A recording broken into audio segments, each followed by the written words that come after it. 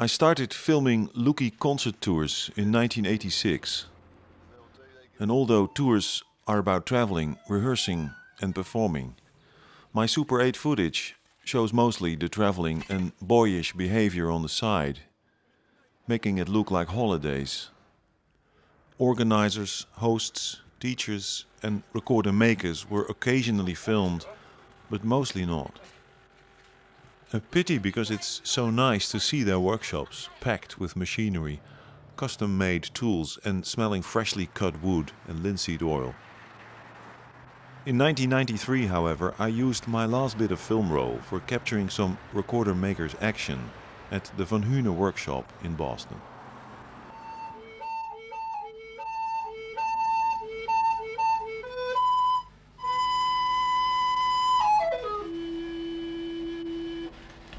Of a block for Carl's C bass, the Lucky Stardust Quartet Special C bass. Yeah, this is my beginning of the afternoon cafe.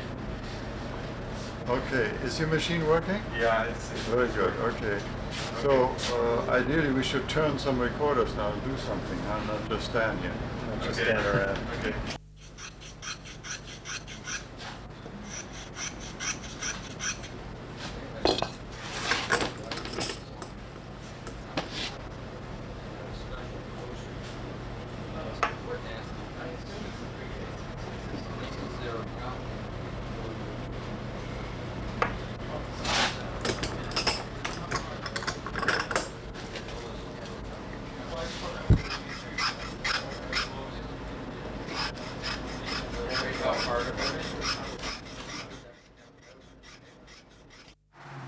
The present becomes history in a flash.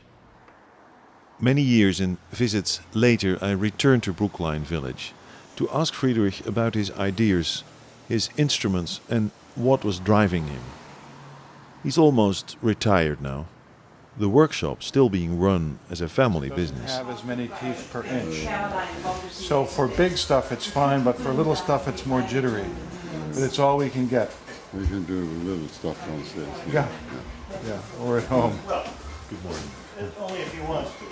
But they're sending 3. They have to get them from California. Oh, that's fine. Here's a nice letter from Alan Beekers, thanking him for that recorder that we sent him. Oh, yeah. Oh, very nice letter. We can find it under Winkler.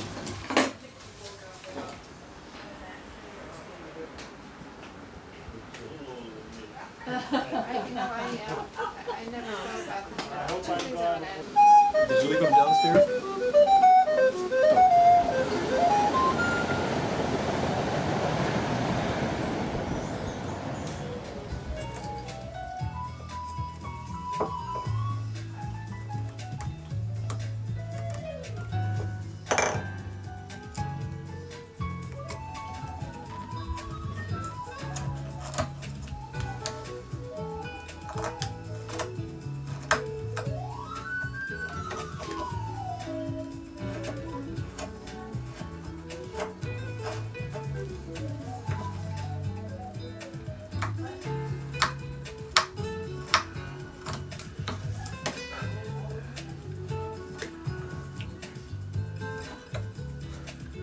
I haven't fitted the block yet.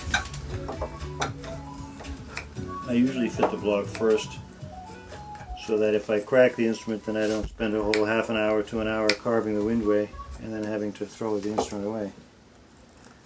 But I'm pretty confident I won't crack it.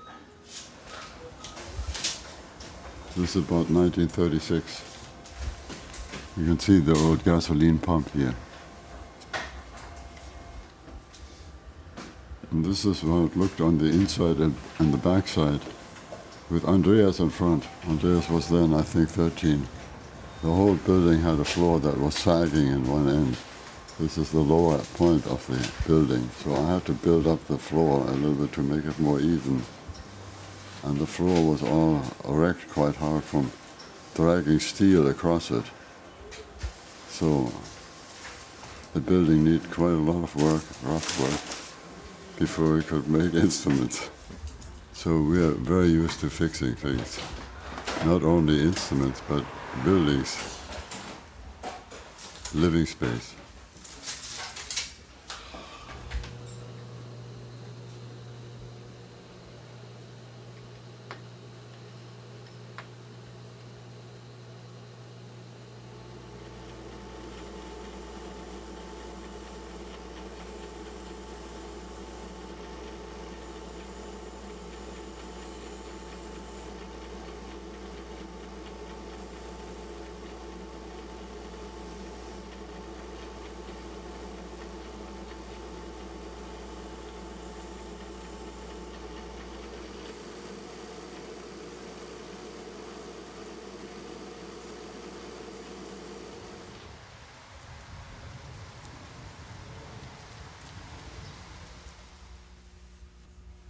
We're in my basement shop at home, and I have here 3 lathes. 1, 2, 3, a wood turning lathe and 2 metal turning lathes. I have a milling machine, a drill press, and a bandsaw. The bandsaw can cut wood and cut even some metals. And I have a lot of unfinished instruments here, all kinds of projects that are not yet finished. I wanted to make a great bass, like the one that you have in your ensemble, the C, great bass in C. And I'm even thinking of making an extension on the foot so it can go down to B. If I do that, then I can even get some high notes, which I cannot get otherwise. What I do is I take an existing bass and take the measurements and then enlarge the measurements. Sometimes I can just put an extension on the bottom of a foot and see how long that extension has to be with what diameter to give me another note. Is that easy? It sounds easy. A lot of that is a little bit laborious, with a lot of figures which you change with the ratio. This is a modern version of an alto recorder. Most recorder players are married to the Baroque period or to the Renaissance period, where so much chromatic keywork is not necessary.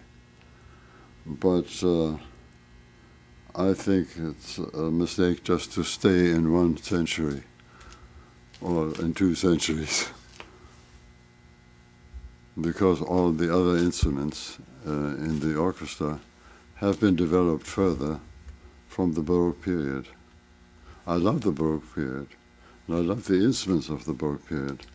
But if you want to do more than just Baroque music and Renaissance music, you need instruments that can handle that. In 1987, we had commissioned a set of Baroque pitched instruments that would allow us to play contrapuntal music while approximating the register of a string quartet. An alto in G for the top voice, for the second a tenor in C, for the third a G bassette, and for the cello of the quartet a bass in C. Friedrich was so inspired that later on he designed an almost fully keyed contrabass in F, on which flats and sharps could be played solidly.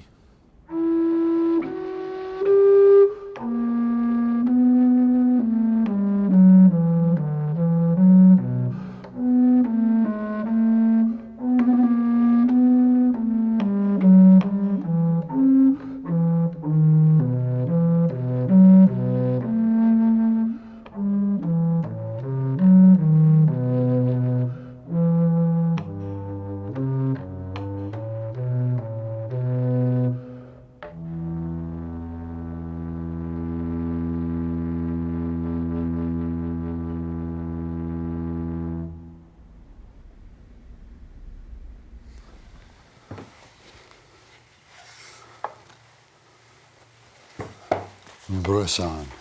When you look at a Bressan recorder, you can see first beautifully turning, very fine, excellent details and shapes. So from a woodturner's point of view, it's a work of art. Really lovely to look at, and also, of course, a playing instrument. He was fairly versatile. He made quite a number of different size recorders. Most of them are auto recorders. And Bressan made quite a number of voice flutes, which are tenor recorders going down to D. He frequently used ivory to strengthen the places that needed strength, like the mouthpiece, very often out of ivory. And the sockets are usually reinforced with ivory. So I had gone all over Europe, and I met France. When my visit to France is a separate story almost. What do you remember of that? France was always very clever and very energetic, borrowing instruments. He was very persuasive. And I think it was due to Leonhard that he was so interested in the old instruments. Not just the recorder, it had to be an old recorder. And that was unheard of with recorder players. He was already borrowing instruments from museums. He had that little tertone soprano, which he borrowed for many years, and played a lot of concerts on that.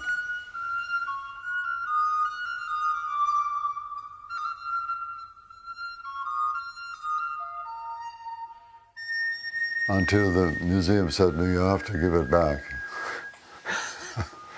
And then he asked Skowroneck to make a copy, which was not really a copy, but a nice playing instrument. And he played that copy a lot. But when I visited him, he had an apartment in Amsterdam, and I visited him, and he had that tertone soprano there. And I put the tertone soprano on a sweater that he had, a nice red sweater, and I photographed that. I still have that photo. And the sweater had a hole from a moth in one place, and so there's a white spot in the red sweater with a tertone lying on top of it.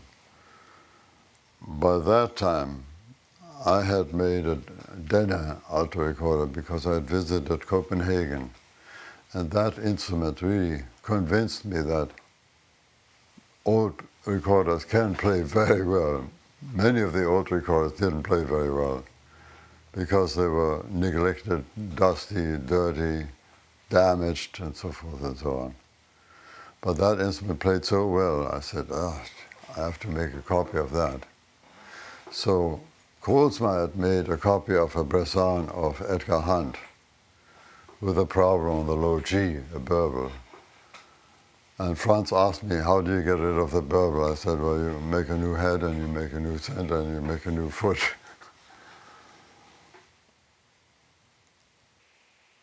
You asked about Fred Morgan.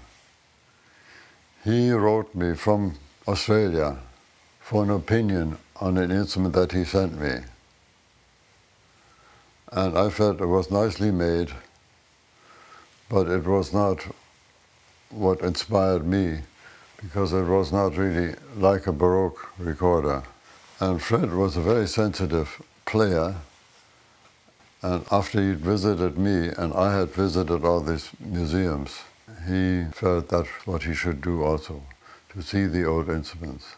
And then he came back, and we sort of shared sketches, drawings of this instrument and that instrument. I gave him drawings of this, he gave me some drawings of that. We talked about instruments, and then he came again. We became good friends, and I felt he was really talented in making good, clean instruments. I gave him orders for instruments that he would make, I could sell. Inge and I, we felt we had to sell instruments that we didn't make necessarily ourselves, so that we could have some flow of money. When you're in a city like Boston, somehow you need money, especially in Brookline. When I visited young Hermann, 1966, I knew he had kept some of the instruments from a collection of his father, including a Rippert tenor recorder and an ivory tenor recorder in Renaissance style. So I visited him with the intent of studying these instruments because I had this Guggenheim to study all these instruments. And I had with me an ivory recorder that I had made. And we talked, and he had a friend with him who was a poet, a writer. And this man said, let's see your recorder that you've made. And I showed it. And it was a pretty fancy ivory recorder with engraving on the surface. And this man said, Hermann, how come you don't make such nice instruments like this? And that remark gave him the impetus to say, well, Herr von Huene, why don't you design an instrument for me? And I had just been to Brussels, and I'd seen these beautiful instruments made by Jan Hyacinth Rothenburg. And I said, Moeck will want to have an instrument similar in style, similar in playing qualities, but at modern pitch. So I had to change the design to modern pitch, make drawings, also make the tools, because I had to provide him with a model, and then he could do the same thing. And the beginning was not easy, because he was set up to make very fast instruments out of wax-impregnated pear wood or maple wood. The original was, of course, not maple, it was boxwood with ivory rings. Well, he was willing to put on ivory rings. However, the ivory rings had the grain going the wrong way by my standards. I think in the Baroque period, when somebody ordered a recorder, it was a more serious thing than it is today, because most recorders are incredibly inexpensive because of modern machinery. But when you ordered a recorder in the 18th century from Bressan or Daniël or from Rothenburg, it was a serious business because they had to do a very good job. You were also dependent on them.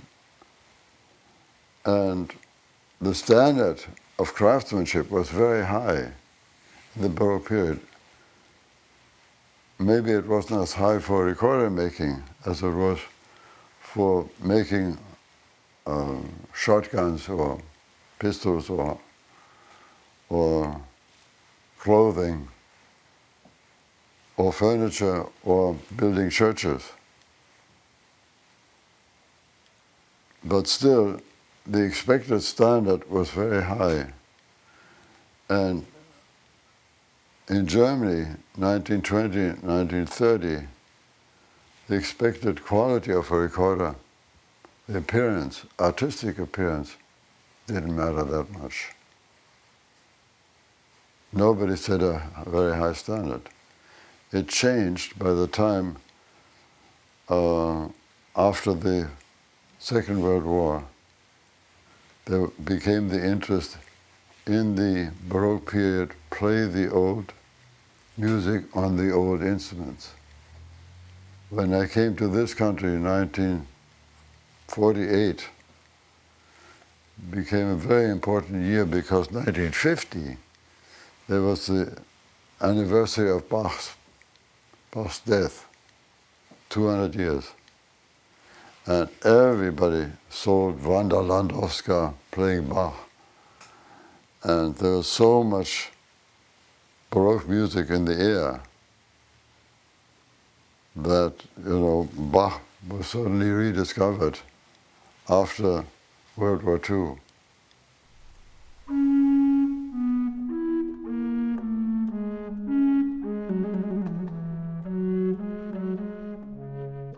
I had heard of your group. I think you won a prize in Bruges, didn't you? Yeah. And when there was an exhibition in Herne, I came also to that, and you played a concert in some little house or palace at the edge of Herne. And I just loved the approach, the liveliness with which you played, and also the freedom with which you played music that was not Baroque music or music that was not Renaissance music. You just played music that you wanted to play. And for me it was liberating. You were a good ensemble, playing anything you'd like to play.